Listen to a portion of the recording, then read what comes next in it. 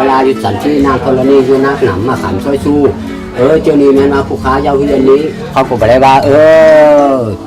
ที่กินหมูไก่นาทิมสาไก่ตาเลยกินเหล้าเขาก็บอกได้ไก่ตากินจ้าเขามีปลาข้าวผ้าหนามเครื่องแก้วของทิพย์นี่ของเซลมาสมูสุมาพระพุทธเจ้าพระธรรมพระเจ้าพระสังฆเจ้านี้จังมาควายมามาเนาะพระพุทธเจ้าพระธรรมพระเจ้าจังควายอยู่ดีกินดี